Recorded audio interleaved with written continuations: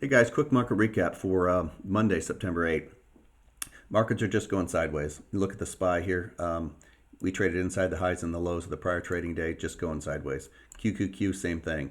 Closed inside the high and the lows of the prior day, just trading day, just going sideways.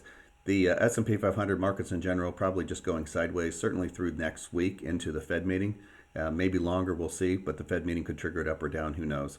A couple of stocks of note just to keep an eye on or watch or newsworthy. One is Microsoft. Some news came out today, means nothing. This is chop shop. This is a no buy, no touch.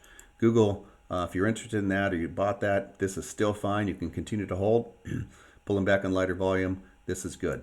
Apple, if you bought on the breakout here and are interested in Apple, this is fine, except I think there's news tomorrow related to the iPhone or something. If this comes down below the 235, it could really probably touch the 223 area. I don't think you'd want to give that money back. So you might want to put a stop in. Make sure you got your stops in place always when you trade.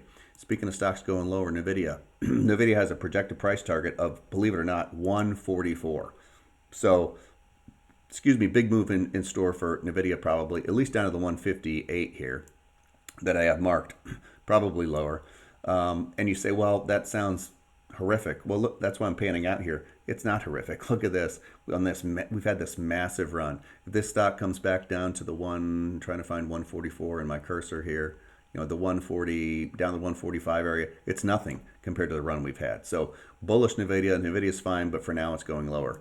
You look at AVGO after great earnings last week, right? That continues to be fine, pulling back on lighter volume, but still a buy. And Amazon. Amazon, same thing. You look at Amazon, you think, oh, Amazon looks good. Well, remember, go back and look at it on the weekly first. Oh, yeah, it does look good, but it's not ready yet. So if you're interested in Amazon, you wait for it to take out the 242.52. Whoops, sorry about that. Once it does that, then the projected price move is 323. So that's a nice move. You wouldn't risk your capital until it takes out that swing point. That's where stock moves the quickest, fastest, in the shortest amount of time. Tesla. This is a great case in point why. Tesla can't get out of its own way. This is chop shop, right? Nowhere near the highs.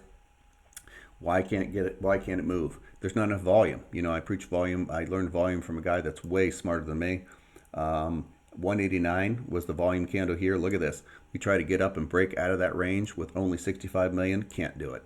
Tried to go today on 75 million. Can't do it. Not enough power or gas in the tank or whatever analogy you want to use to take it higher. We need a lot more power to break it out of this volume candle here of 189. We don't have it right now. Two more stocks for you quick. One is Hood. That's in the news of being added to the S&P 500. Looks good on volume. We've got volume but not price. Has to take out this high here. Once it takes out the high of the 117.46, you're looking at a projected price move of 176. That's a nice move. Again, don't risk your capital until it hits the breakout point. And I'll leave you with Meta.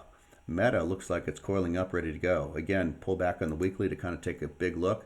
There you can see it more clearly. And we have a candle here of 106 million on the weekly.